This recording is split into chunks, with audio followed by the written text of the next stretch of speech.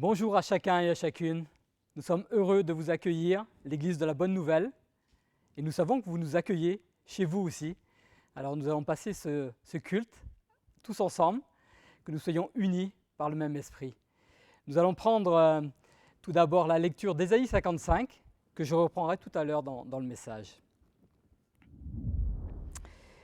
Ô vous tous qui avez soif, venez vers les eaux, même celui qui n'a point d'argent, venez acheter et manger, venez acheter du vin et du lait, sans argent, sans rien payer. Pourquoi pesez-vous de l'argent pour ce qui n'est pas du pain? Pourquoi peinez-vous pour ce qui ne rassasie pas? Écoutez-moi donc et mangez ce qui est bon, et vous vous délecterez de mets succulents. Tendez l'oreille et venez à moi. Écoutez et votre âme vivra. Je conclurai avec vous une alliance éternelle, celle de la bienveillance fidèle envers David. Voici, je l'ai établi comme témoin des peuples, comme conducteur commandant les peuples. Voici, tu appelleras une nation que tu ne connais pas, et une nation qui ne te connaît pas accourra vers toi, à cause de l'Éternel ton Dieu, du Saint d'Israël qui te donne ta splendeur. Cherchez l'Éternel pendant qu'il se trouve, invoquez-le tandis qu'il est prêt. Que le méchant abandonne sa voie et l'homme de rien ses pensées. Qu'il retourne à l'Éternel qui aura compassion de lui, à notre Dieu qui pardonne abondamment. Car mes pensées ne sont pas vos pensées, et vos voies ne sont pas mes voies. Oracle de l'Éternel, autant les cieux sont élevés au-dessus de la terre, autant mes voies sont élevées au-dessus de vos voies, et mes pensées au-dessus de vos pensées. Comme la pluie et la neige descendent des cieux et n'y retournent pas, sans avoir arrosé, fécondé la terre et fait germer les plantes, sans avoir donné la semence au semeur et du pain à celui qui mange, ainsi en est-il de ma parole qui sort de ma bouche. Elle ne retourne pas à moi sans effet, sans avoir exécuté ma volonté. Et accompli avec succès ce pourquoi je l'ai envoyé. Oui, vous sortirez dans la joie et vous serez conduits dans la paix. Les montagnes et les collines éclateront en acclamation devant vous et tous les arbres de la campagne battront des mains. Au lieu des buissons s'élèvera le cyprès, au lieu de l'ortie croîtra le myrte, et ce sera pour l'Éternel une renommée, un signe perpétuel qui ne sera pas retranché. Amen. Ce texte nous annonce le salut pour toutes les nations, pour tous ceux qui un jour viennent à la rencontre du Christ, lui qui est venu à notre rencontre. Et c'est à ce Dieu, 3 fois saint, que nous voulons rendre un culte ce matin. Nous allons prier et remettre ce temps entre les mains du Seigneur. Seigneur, nous te louons de tout notre cœur parce que tu t'es laissé trouver par nous. Oui, Seigneur, tu es venu jusqu'à nous. Tu es venu, Seigneur, oui, pour te révéler à nos cœurs. Seigneur, tu nous as rachetés à un prix que personne ne pouvait payer. Seul toi, le roi des rois, le Seigneur des seigneurs, est descendu à notre rencontre pour nous sortir de là où nous étions, nous sortir de la rébellion contre toi, Seigneur. Et Seigneur, tu nous as rachetés à ce prix, au prix de ton amour. Que ton nom soit élevé ce matin, que ton nom s'écrive dans nos cœurs, Seigneur, ce matin, en lettres de feu. Nous voulons te louer, t'adorer toute cette journée. Amen. Et maintenant, nous allons écouter nos frères et notre sœur prendre 3 chants de louange pour élever notre cœur. Amen.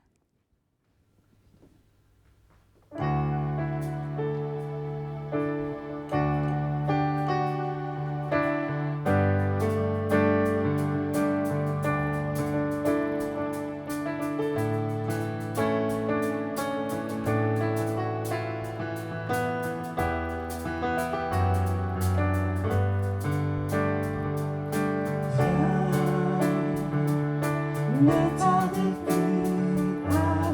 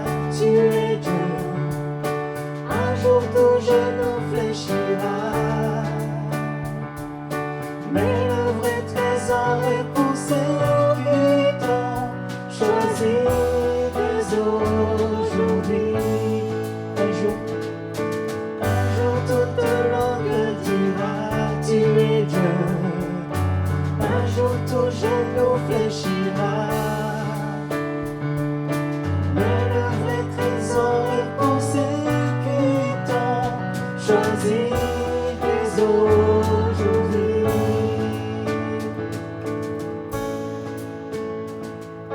Viens, ne tarde plus, adore.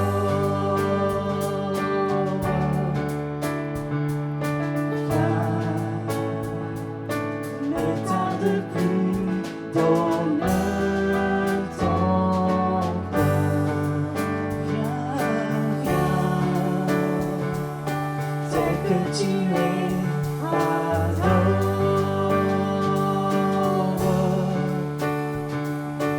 Viens,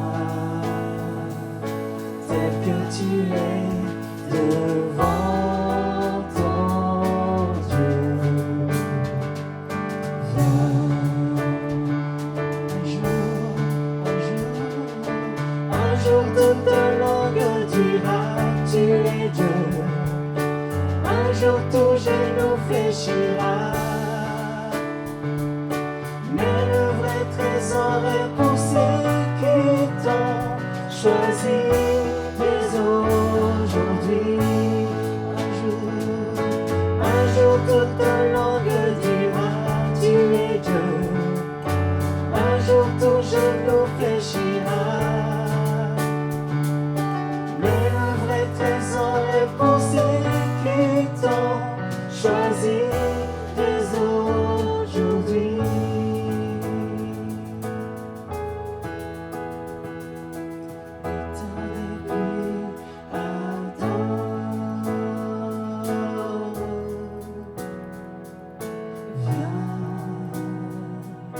Ne tarde plus, donne ton cœur. Viens, tel que tu es, adore.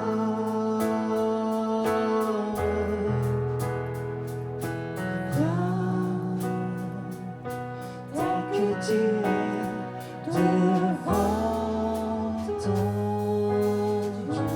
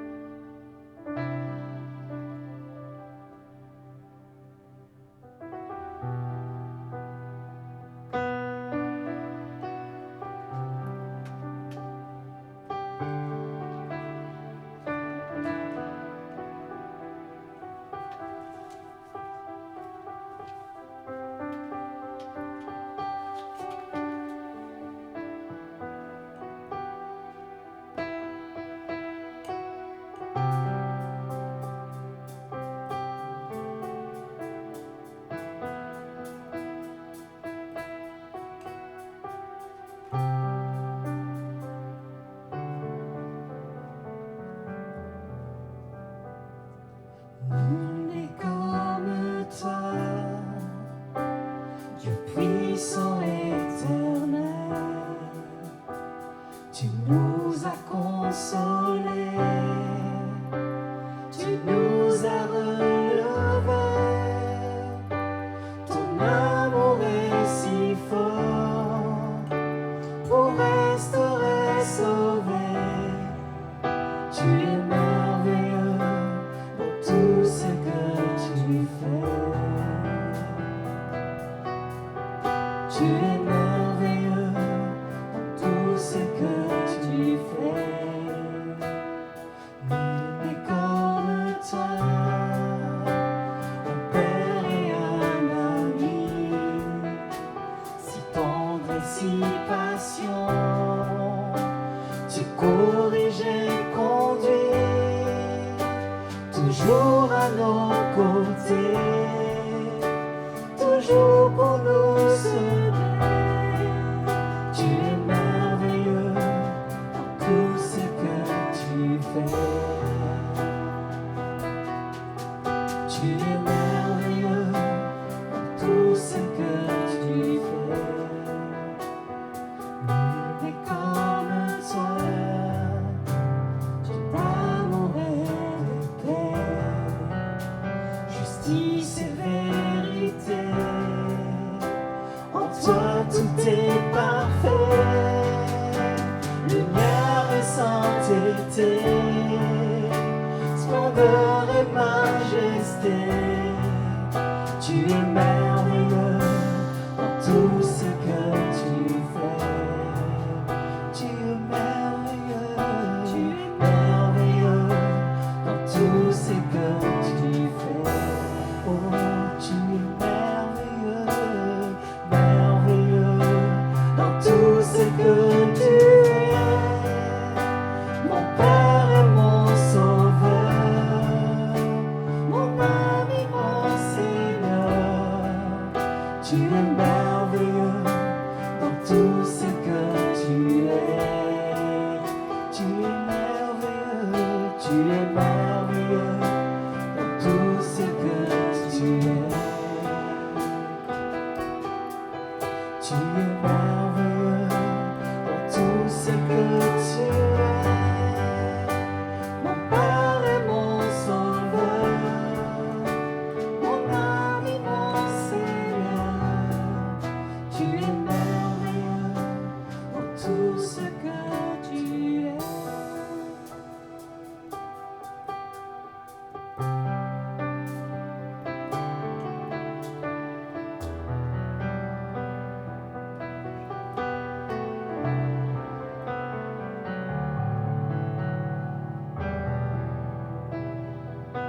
Nous nous approchons de toi ce matin.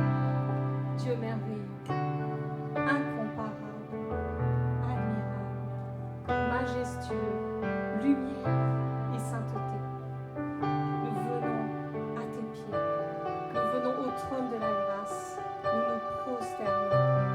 Tu nous es tellement précieux, notre Dieu. Nul n'est comme toi. Personne n'est semblable à toi.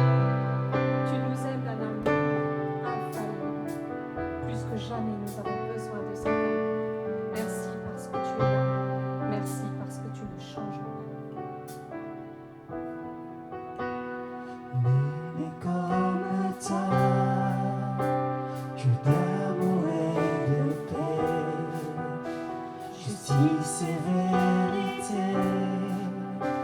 En toi tout est parfait, lumière et sainteté, splendeur et majesté. Tu es merveilleux dans tout ce que tu fais. Tu es merveilleux dans tout ce que tu fais.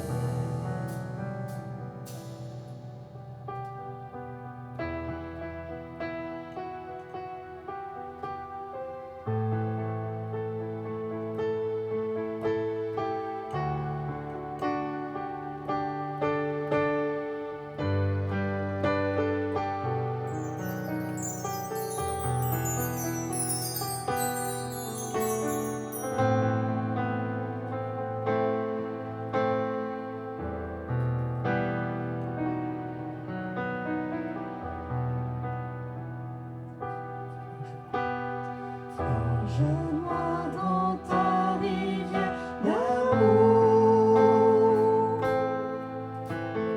Plonge mon esprit dans les profondeurs de ta joie.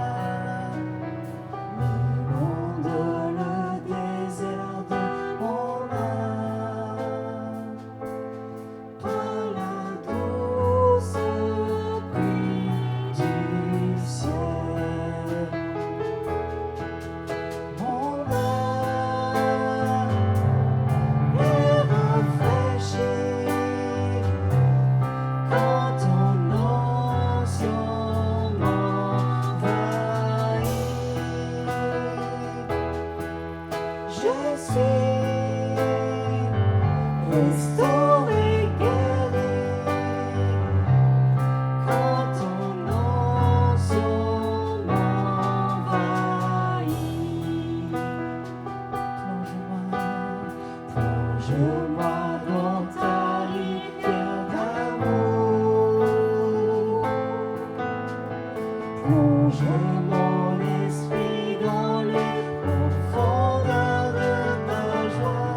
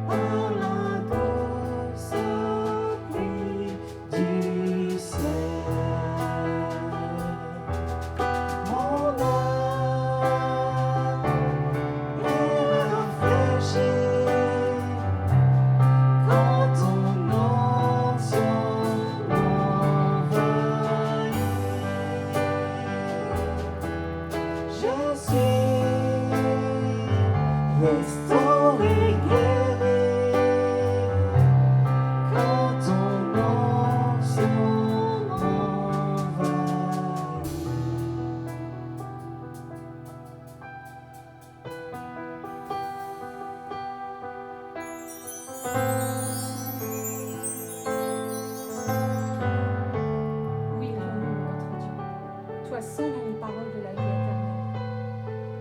Plonge-nous vraiment dans ta présence. Plonge-nous dans ce fleuve qui coule de ton trône, le fleuve de vie. Seigneur, nous sommes parfois souillés en allant nous tremper dans d'autres fleuves, mais maintenant, mon Dieu, maintenant, plonge-nous, viens nous purifier, viens nous laver, viens nous enlever toute cette saleté. C'est un fleuve qui coule à l'extérieur comme à l'intérieur.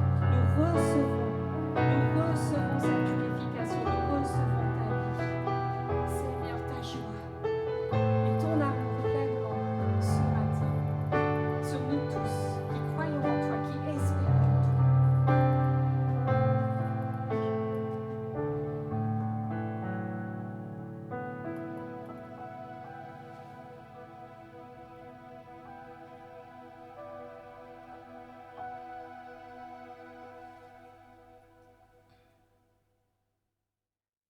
Alors le thème que j'ai choisi ce matin, c'est « Venez à moi », « Venez à Dieu » donc, qu'on a pu lire dans Ésaïe 55. Ésaïe 55, 3, « Tendez l'oreille et venez à moi ». Alors je l'ai associé à un autre « venez ». Il y a plein de « venez » dans la Bible, d'appels de Dieu. Et cet autre « venez », c'est « venez, car tout est déjà prêt », dans Luc 14 au verset 17. Cette fameuse parabole des invités et des invités qui ne viennent pas.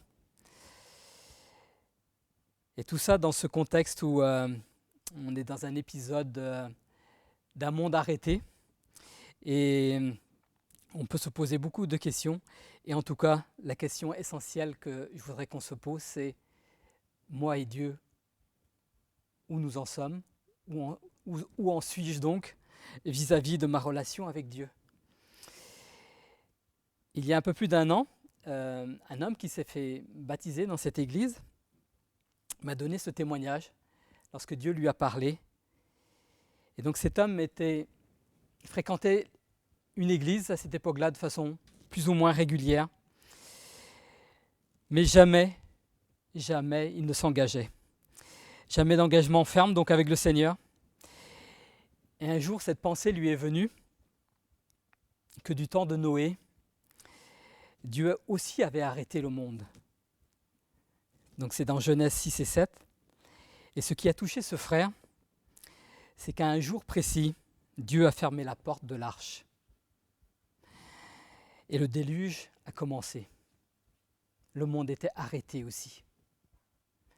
Et Dieu avait fixé un temps, un jour, et au moment convenu,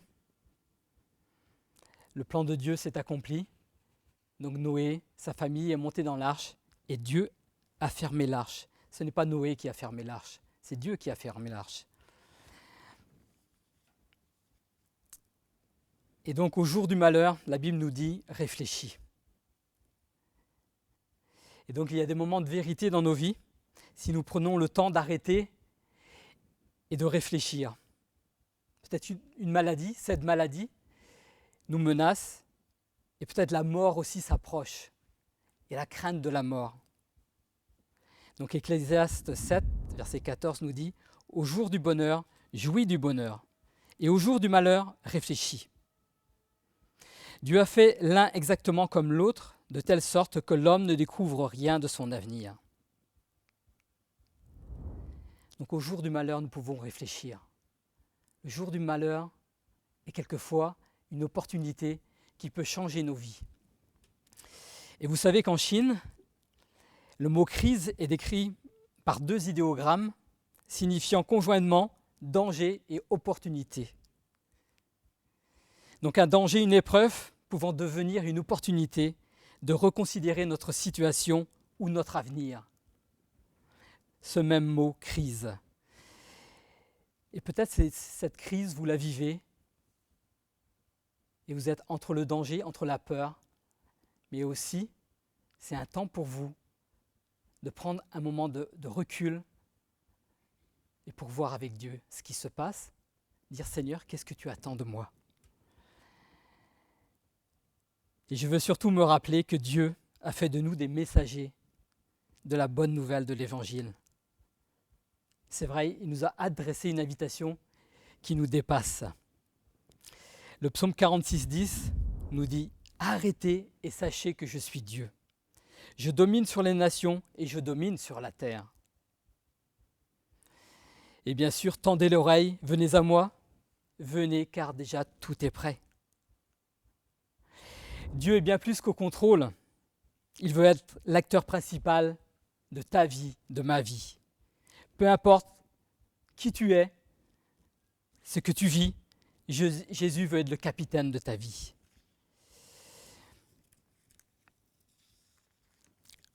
Alors nous allons relire Ésaïe 55 du verset 1 au verset 9. C'est le salut offert gratuitement à tous. C'est merveilleux. Et pourtant, ô vous tous qui avez soif, venez vers les eaux, même celui qui n'a point d'argent. Venez acheter et manger. Venez acheter du vin et du lait sans argent, sans rien payer. Pourquoi pesez-vous de l'argent pour ce qui n'est pas du pain? Pourquoi peinez-vous pour ce qui ne rassasie pas? Écoutez-moi donc et mangez ce qui est bon. Vous vous délecterez de mets succulents. Tendez l'oreille, venez à moi. Écoutez et votre âme vivra. Je conclurai avec vous une alliance éternelle, celle de la bienveillance fidèle envers David. Voici, je l'ai établi comme témoin des peuples, comme conducteur commandant les peuples. Voici, tu appelleras une nation que tu ne connais pas, et une nation qui ne te connaît pas accourra vers toi. À cause de l'Éternel ton Dieu, du Saint d'Israël qui te donne ta splendeur. Cherchez l'Éternel pendant qu'il se trouve, invoquez-le tandis qu'il est prêt. Que le méchant abandonne sa voie et l'homme de rien ses pensées, qu'il retourne à l'Éternel, qui aura compassion de lui, à notre Dieu qui pardonne abondamment.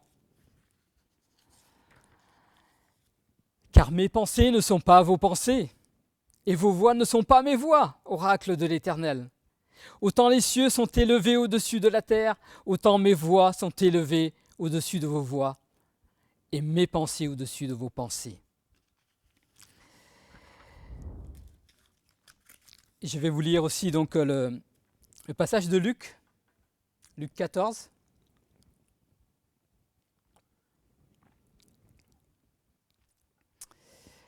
Donc cette parabole des invités.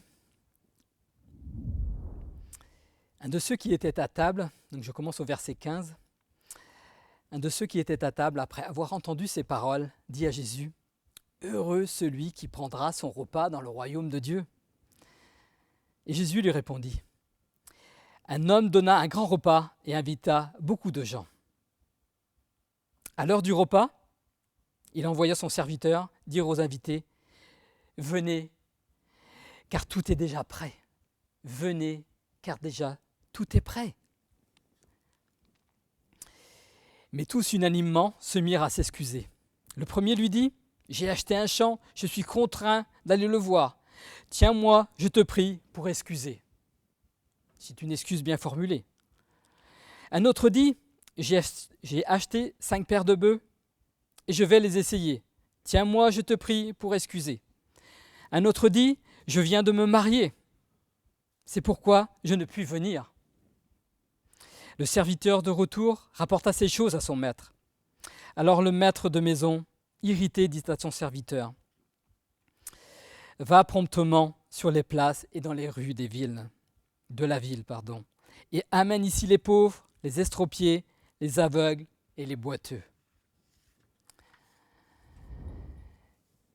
Alors on pourrait se dire, cette invitation que Dieu fait, venez, cette invitation serait-elle sans valeur?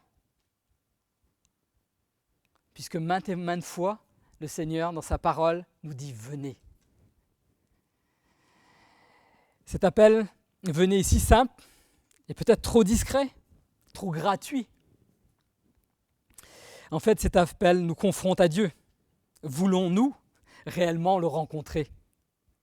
Que ce soit pour une première fois ou pour d'autres fois, bien après la première rencontre. Et vivre une rencontre qui changerait notre vie, qui changerait notre journée. Au fond de nous, notre conscience est agitée. C'est sûr, Dieu est Dieu. Et qui pourrait lui cacher quelque chose? Nous le savons, ça. Nous savons qu'il y a quelque chose qui n'est pas à sa place, en fait. Ou peut-être comme un mélange de ce qui est bon et de ce qui ne serait pas bon, et qui nous donne vraiment du trouble. Et ce mélange est dur à vivre. Vous savez, John Stott, un théologien anglais, a dit quelque chose qui est d'une grande vérité. L'essence même du péché, le principe même du péché, c'est l'homme qui se substitue à Dieu. Et l'essence même du salut, c'est Dieu qui se substitue à l'homme. Merveilleux. Nous avons pris la place de Dieu. Mais Dieu, par Jésus, a pris notre place pour racheter notre vie. Entendez-vous cet appel? La bonne nouvelle de l'Évangile. Alléluia.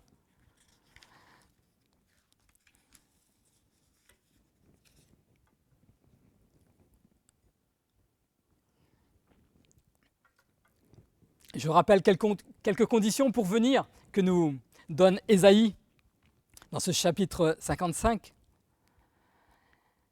Le verset 1 nous dit « Sans argent, sans rien payer, venir à Jésus ne s'achète pas. » C'est si simple et si merveilleux que le roi des rois, le Seigneur des seigneurs, on puisse venir à lui gratuitement, tels que nous sommes. Matthieu 5, 3 nous dit « Heureux les pauvres en esprit, car le royaume des cieux est à eux. » Ceux qui se savent pauvres, effectivement, ils n'ont pas grand-chose à donner. Le verset 2, « Pourquoi peinez-vous pour ce qui ne rassasie pas?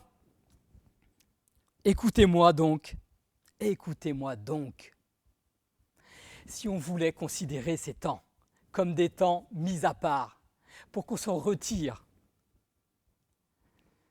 dans ce cœur à cœur avec le Seigneur. Écoutez-moi donc et mangez ce qui est bon. Nous allons nous rassasier.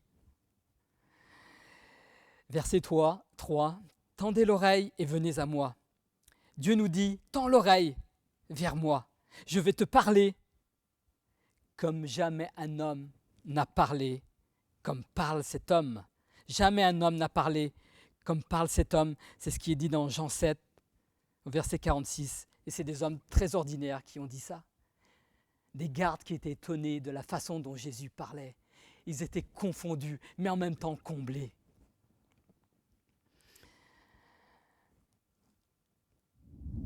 Verset 3 et verset 4, « Écoutez, votre âme vivra. Je conclurai avec vous une alliance éternelle, celle de la bienveillance fidèle envers David. Voici, je l'ai établi comme témoin des peuples, comme conducteur commandant les peuples. » C'est l'annonce d'un sauveur pour tous les peuples qui ne connaissaient pas Dieu. Cherchez l'Éternel, verset 6, pendant qu'il se trouve. Il y a un temps pour le chercher. Le temps où nous vivons, où nous sommes encore en capacité de décider. Car vous savez, Dieu n'habite pas les ténèbres de la mort. À ce moment-là, il est trop tard. Vous savez, ce moment sur la croix où Jésus est entouré de ces deux brigands et les insultes et les moqueries, bien sûr, montent de tous les endroits autour de Jésus. Et il y a ces deux brigands. Et à un moment, un des brigands qui dit, donc Luc 23, verset 41, « Pour nous, c'est justice, car nous recevons ce qu'ont mérité nos actes. Mais celui-ci n'a rien fait de mal. » Il reconnaît qu'à côté de lui, il y a Dieu, il y a Jésus.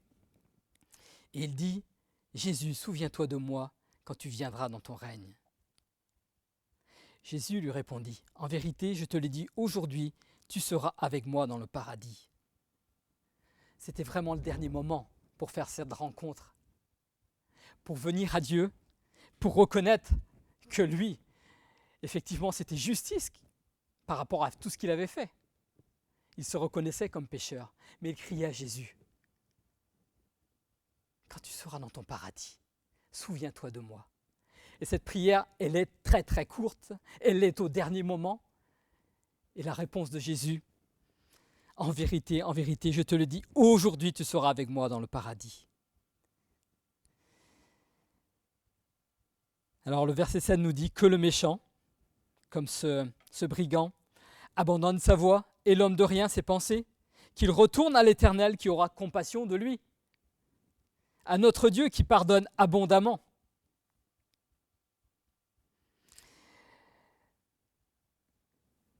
Et vous savez que à différents moments, Jésus était confronté, donc on va dire à des gens qui le suivaient, mais avec un cœur qui était fermé. C'était des hommes, peut-être des femmes, mais des hommes religieux.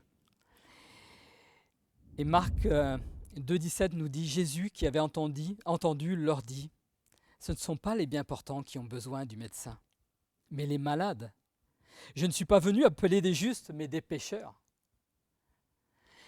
Donc c'est quand on reconnaît que notre cœur est vraiment mauvais, qu'il y a de la pourriture dedans, qu'il y a une révolte contre Dieu, qu'on est prêt à venir vers lui. Reconnaître notre maladie, mais aussi avoir soif, cette soif de rencontrer Dieu, cette soif de le connaître, cette soif d'un cœur à cœur, d'un face à face avec le Père, notre Père. Soif de le connaître tel qu'il est. Jésus 17, verset 3 nous dit, la vie éternelle, c'est qu'ils te connaissent. La vie éternelle, c'est qu'ils te connaissent. Toi, le seul vrai Dieu, et celui que tu as envoyé, Jésus-Christ. C'est ça la vie éternelle, mes amis. Connaître le Père, connaître le Fils. Et la vie éternelle, elle commence par cette décision sur terre. Alléluia. Vous êtes à la bonne place. Et ce n'est pas une légère soif, on va dire, qui serait conditionnée par des habitudes religieuses. Boire sans soif, comme consommer sans véritable besoin, et donc ce qui est consommé n'a pas une grande valeur finalement. Et ce temps que nous vivons change nos habitudes certainement.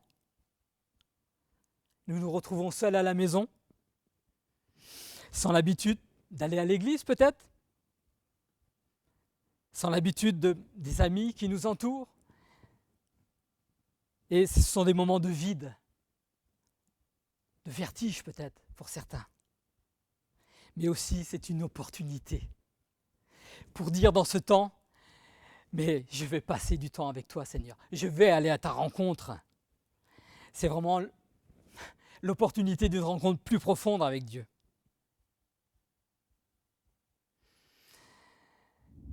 Romains 8, 28 nous dit, du reste, nous savons que tout contribue au bien de ceux qui aiment Dieu, de ceux qui sont appelés conformément à son plan. Quand je vous disais, Dieu n'est pas simplement au contrôle, oui, il est au contrôle, mais il veut plus que ça. Il veut vraiment être l'acteur de nos vies. Il veut partager nos vies. Il nous dit, viens, tout est prêt. Et donc Dieu veut ce temps vraiment mis à part. Et ce temps peut-être qui dure, pour que s'installe une nouvelle habitude, des nouveaux entretiens réguliers de cœur à cœur. Pas des entretiens éphémères, mais un rendez-vous qui se répète, un rendez-vous auquel on tient. Et ce vient, car tout est déjà prêt, me fait penser à l'arche, effectivement, qui nous dit, tout est prêt, prends ta place dans l'arche du salut. Tu ne sais pas quand je vais venir fermer la porte. Il y a un appel aussi qui se situe à la fin de la Bible, à la fin d'Apocalypse, qui est Apocalypse 22, verset 17. L'Esprit et l'épouse disent, viens, que celui qui entend dise, viens, que celui qui a soif vienne, que celui qui veut prenne de l'eau de la vie gratuitement. Amen. Le triple appel que Dieu a choisi pour conclure son livre, pour dire combien, jour après jour, il nous appelle. Et vraiment, ces rencontres sont prêtes. De son côté, elles sont prêtes. Il n'y a rien qui manque.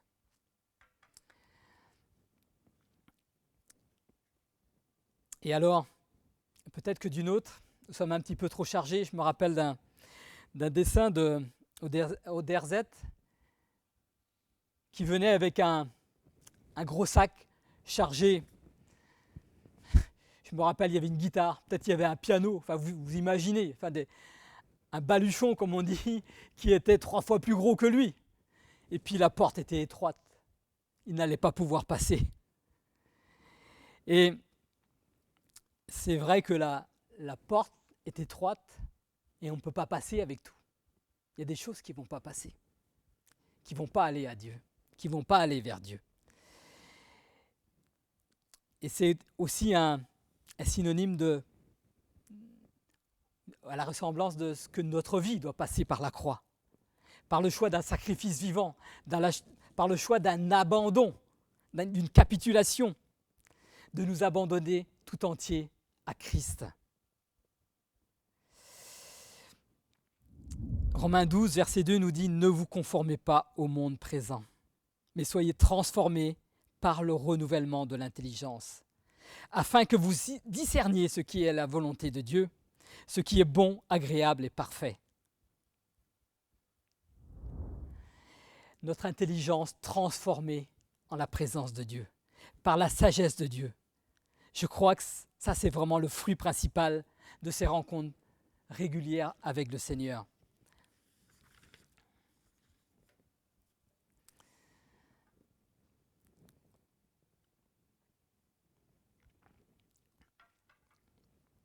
Alors, comment nous approcher ? Ça fait partie aussi forcément, et je crois que ça le fait, c'est toujours le cas, de mes réflexions, de mes attentes. Comment s'approcher de mieux en mieux. Et un livre m'a inspiré, c'est vrai. Ce que je vais vous lire est inspiré de ce livre qui est de Jeanne Guyon, un livre écrit il y a 350 ans, qui s'appelle « Connaître les profondeurs de Jésus-Christ ». Donc, ce sont mes mots. Donc, comment moi je l'ai vécu, c'est un témoignage aussi de ce que j'ai pu vivre, ce que je vis, et ce que je veux vivre encore, et puis ce qu'on pourra partager ensemble. Il faut bien avouer que face aux difficultés, alors il paraît que c'est un peu plus masculin que féminin, on a cette tendance à prendre la fuite et à être comme un ours, à se réfugier dans sa caverne. Peut-être ça vous dit quelque chose. En tout cas, moi je sais que ça me dit quelque chose et je sais que ce n'est pas la bonne solution. Mais en tout cas, pas de s'isoler tout seul. Et quand on lit la parole, on voit à plusieurs moments que Jésus s'est isolé aussi. Il y a un moment particulier où je sais, le cœur de Jésus était chargé et lourd d'une peine que, vous allez comprendre. C'est dans Matthieu 14, verset 13. C'est au moment où Jésus apprend l'exécution de Jean-Baptiste. Jean-Baptiste a été décapité. Et donc voilà ce qu'on vient lui rapporter. Et il est dit, à cette nouvelle, Jésus se retira de là, dans une barque, à l'écart, dans un lieu désert.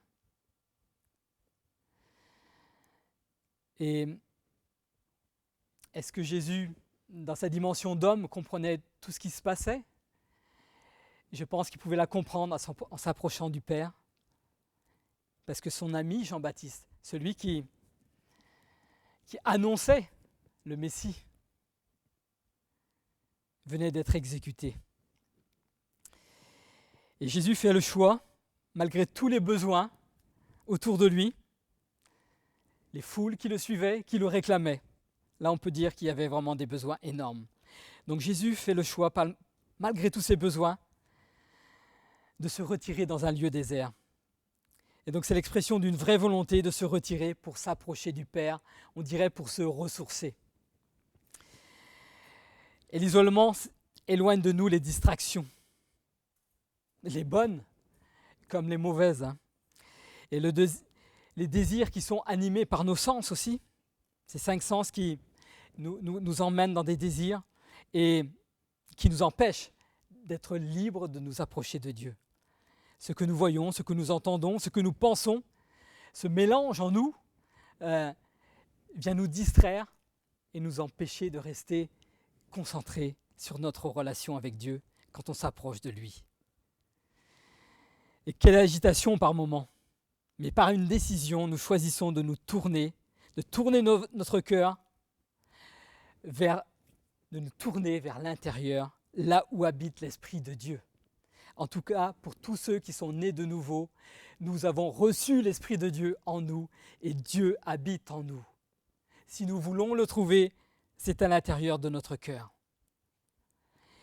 Et là, dans le silence, nous nous mettons en prière, nous nous mettons en lecture.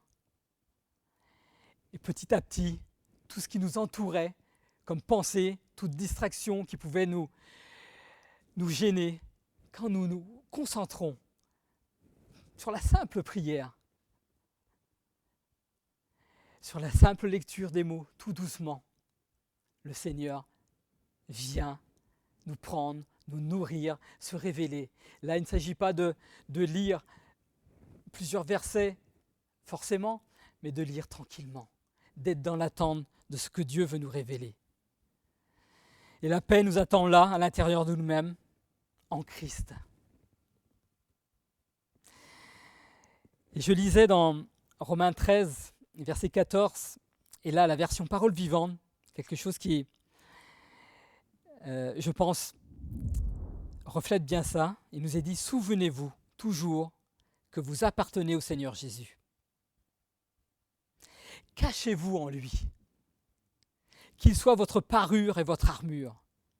Ne soyez pas au service de l'homme livré à lui-même, de livrer à ses désirs. Vous risquez d'en réveiller les passions, à force de penser aux appétits de votre être naturel. Vous en exciteriez les convoitises. Ne vous préoccupez pas, donc pas de ces désirs, et ne leur cédez pas.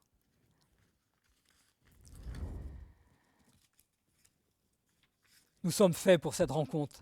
Nous sommes faits pour ce cœur à cœur, pour cet entretien, quand nous nous retournons à l'intérieur, isolés des bruits du monde, de toutes les distractions, de tout ce qui pourrait venir. Nous sommes faits pour cette relation d'intimité avec notre Sauveur. Vous savez, comme une pierre, quand on la jette, elle va retourner au sol d'où elle vient. Nous sommes faits pour Dieu. Nous sommes faits pour cette relation. Ne me demandez pas quel mécanisme fonctionne. Mais ce que je sais, c'est qu'appartenant au Seigneur, à la fois nous avons l'Esprit de Dieu en nous et le Seigneur nous demande « Reviens, viens à moi. Je suis là, tout près de toi et je vis en toi. » La victoire dans son combat entre la chair et l'esprit, c'est notre désir vrai, répété, de revenir à la source, vers notre cœur, là où Dieu demeure. C'est vrai, les pièges sont bien réels, les vieilles habitudes de mauvais fonctionnement, le terrain cédé à l'ennemi, les dépendances. Est-ce que tout ça va tomber d'un coup ? Sans doute pas. Mais ce que je sais, c'est que petit à petit, puisque à la porte, ces choses ne vont pas rentrer, vous allez le voir, le comprendre, que ces choses ne vont pas rentrer. Et donc petit à petit, ces choses vont se débarrasser, votre fardeau va devenir plus léger. Votre baluchon, comme je disais tout à l'heure. Mais nous faisons ce choix par soif d'autre chose. C'est le sacrifice, oui, on peut dire, c'est cette mort à la croix, Oui, la croix est bien là. On fait le sacrifice d'abandonner quelque chose. Mais vous savez, tout près de la croix, il y a la résurrection. Le chemin qui mène de la croix à la résurrection est tout proche. Le chemin est très court. Notre abandon volontaire à Christ dévitalise, met à mort la puissance des désirs contre Dieu et tout ce qui nous possède. C'est vraiment une grâce de Dieu qui agit. Notre volonté s'est manifestée par un choix, par notre propre volonté.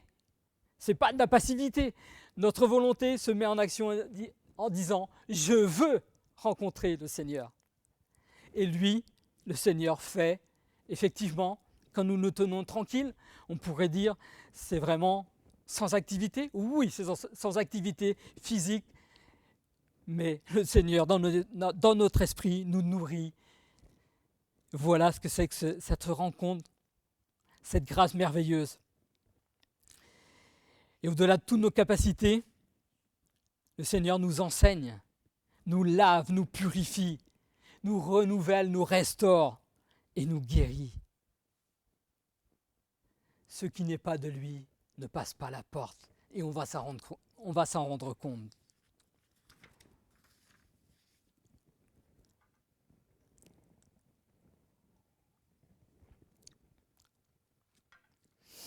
Nous voulons laisser carte blanche au Seigneur. Il est à la porte, nous voulons lui laisser vraiment carte blanche. Vous savez, si vous allez chez un médecin pour un mal de ventre, je ne sais pas forcément d'où vient ce mal. Si c'est la rate qui se dilate, ou le foie qui n'est pas droit. En tout cas, je ne sais pas d'où vient le mal que j'ai, qui me fait souffrir. Je n'ai pas la compétence, mais je fais confiance au docteur chez qui je vais. Quand je m'approche de Dieu,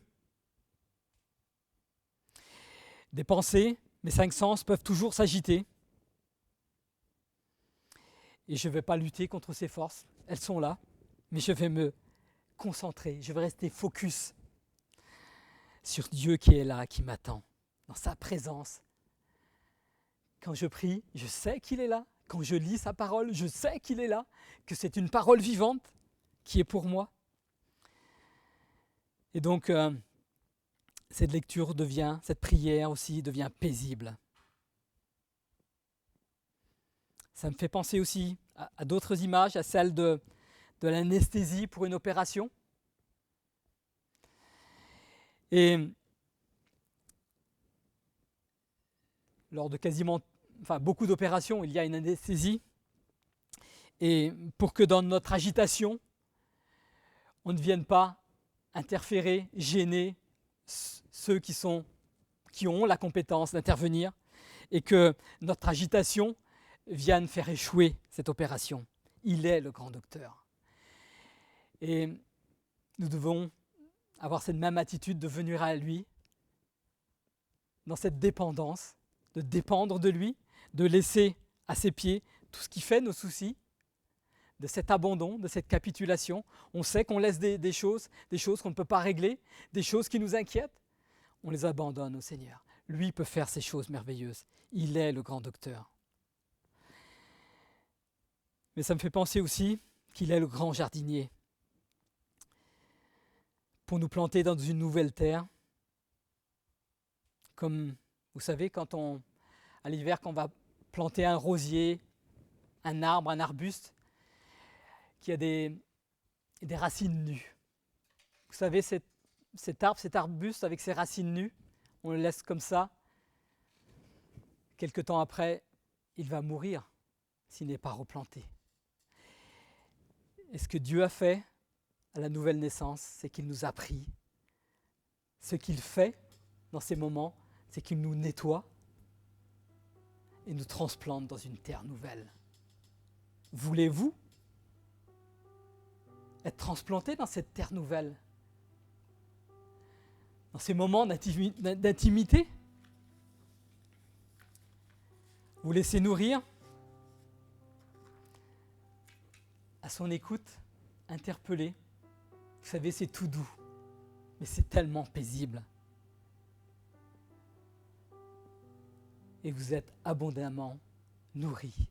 On ne sait pas toujours ce qui se passe. Mais cette parole vivante qu'il plante dans nos cœurs, tantôt nous dit quelque chose, tantôt ça n'est pas quelque chose qui est concret, mais c'est quelque chose qui nous remplit de joie. Et donc nous allons prier à la fois pour peut-être ceux qui n'ont jamais rencontré le Seigneur, et pour nous tous qui sommes en cheminement, et nous voulons que dans notre libre choix, notre libre volonté, utiliser ces temps où le monde est arrêté, nos activités sont arrêtées. Nous avons normalement un petit peu plus de temps. Trouver ces temps. Ces temps qui deviennent une opportunité pour nous, une opportunité dans notre vie, d'un changement radical. Alors je veux prier pour ceux qui n'ont pas pris cette décision encore d'accepter Jésus comme leur sauveur et comme leur maître. Seigneur, je te prie, tu sais tous ceux qui écouteront ce message. Je te prie, Seigneur, de poser ta main sur ceux qui ne te connaissent pas encore, sur ceux qui sont tourmentés. Ils savent qu'il y a quelque chose qui ne va pas à l'intérieur. Il y a quelque chose qui n'est pas équilibré, qui n'est pas à sa place. Seigneur, je te prie de te révéler à leur cœur. Seigneur, qu'ils comprennent cette révolte qui s'est développée, qui s'est accentuée peut-être contre toi. Ils t'ont tourné le dos, mais qu'ils comprennent, que leurs yeux s'ouvrent. Oui, Seigneur. Et je sais, Seigneur, qu'au moment où leurs yeux s'ouvrent, Seigneur, tu leur fais voir devant eux, Seigneur, que tu es celui qui a pris le prix de leur condamnation. Et Seigneur, je sais que tu les libères. Merci, Seigneur, de te révéler puissamment à ces hommes et ces femmes, à des enfants peut-être, qui prendraient conscience de l'état dans lequel ils sont. Et peut-être que si la porte se ferme aujourd'hui, ils ne sont pas du bon côté. Seigneur, révèle-toi à ces cœurs. Alléluia. Et je veux prier aussi pour que nous tous qui le connaissions, nous fassions de vraies rencontres et des rencontres de plus en plus intimes avec le Seigneur. Que nous n'ayons plus crainte de venir à lui. Que rien n'empêche, que rien ne nous empêche de nous jeter à ses pieds. Ô Seigneur, tu connais parfois le tourment qu'il y a dans les vies, Seigneur. Même pour ceux qui te connaissent. Il y a quelquefois des boulets qui sont lourds à porter, lourds à tirer. Seigneur, je te prie que tu révèles que tu as tout pris à la croix, que tu as porté ces boulets. Tu as pris le prix de notre condamnation et tu as dit il n'y a plus de condamnation pour ceux qui sont en toi. Alléluia, Seigneur. Que rien ne nous retienne de venir librement à toi. Que ces temps, Seigneur, ces temps sonnent comme un rappel à nos cœurs qu'il y a quelque chose de précieux à vivre chaque jour. Que ces temps de rencontre deviennent comme une respiration, des temps de prière, je dirais permanents. Que nous sachions que tu es toujours là, que tu vis en nous, que le plus grand trésor que nous n'avons pas pu acheter, c'est que tu t'es donné pour nous. Et tu vis en nous, Seigneur. Quel mystère, Seigneur. Quel mystère, mais quelle grâce. Te louons, Seigneur, de tout notre cœur pour ce que tu as fait et ce que tu vas faire maintenant. Alléluia. Amen.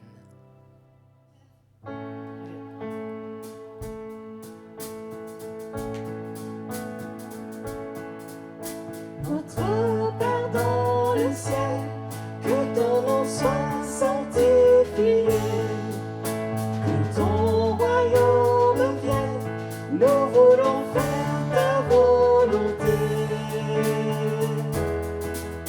Donne-nous aujourd'hui le pain dont nous avons besoin. Le pardon est acquis pour nous et pour notre prochain. Gloire à Dieu, gloire à notre Père, gloire à Dieu. Nous chantons gloire à Dieu, gloire à notre Père, à lui le règne, la puissance et la paix. Notre Père dans le ciel, que ton nom soit sanctifié, que ton royaume vienne, nous voulons faire ta volonté. Donne-nous aujourd'hui le pain dont nous avons besoin.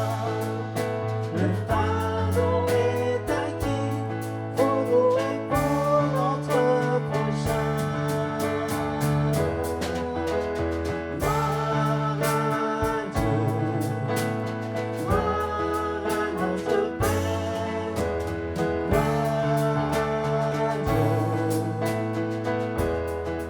Nous chantons gloire à Dieu, gloire à notre Père, à lui le règne, la puissance, amen. Nous ne chancellerons face à nos tentations, tu nous délivres du mal. À toi nous louanges, à toi nous honneurs et nos biens. Nous ne chancellerons face à nos tentations, tu nous délivres du mal. À toi nous louanges, à toi nous honneurs et nos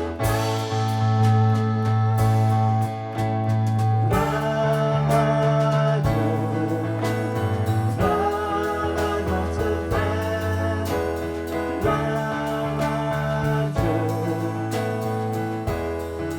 Nous chantons gloire à Dieu, gloire à notre Père, à lui le règne, la puissance, amen. À lui le règne, la puissance,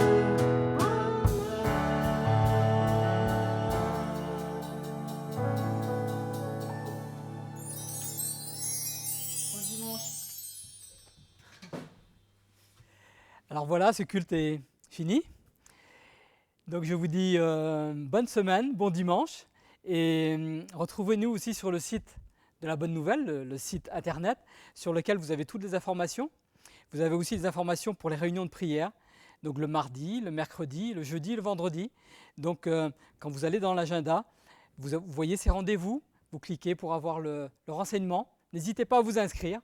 Donc je vous souhaite vraiment une bonne semaine, que vous soyez bénis infiniment au-delà de tout ce que vous pensez. Amen.